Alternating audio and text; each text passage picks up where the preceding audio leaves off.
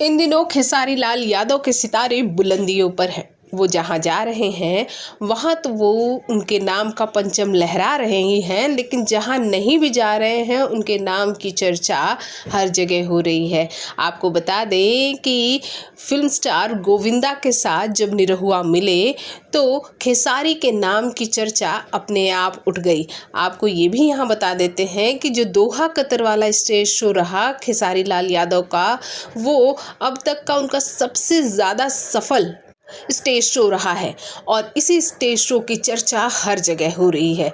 आजकल film star Govinda Bhojpuri फिल्मों और भोजपुरी इवेंट में आपको इंटरेस्ट लेते देखे जा सकते हैं। हाल ही में भोजपुरी की हीरोइन नीलम गिरी से भी मिले और लेकिन जब वो गोविंदा से मिले तो वहाँ खेसारी के नाम की चर्चा हुई। तो इसके बारे में हम आपको बता दें कि वहाँ बातें क्या हुई हैं। वहाँ गोविंदा खेसारी के साथ एक फिल्म करना चाहते हैं, इस बात पर चर्चा हुई है क्योंकि खेसारी बहुत अच्छे डांसर हैं। खेसारी कॉमेडी बहुत अच्छा कर लेते हैं।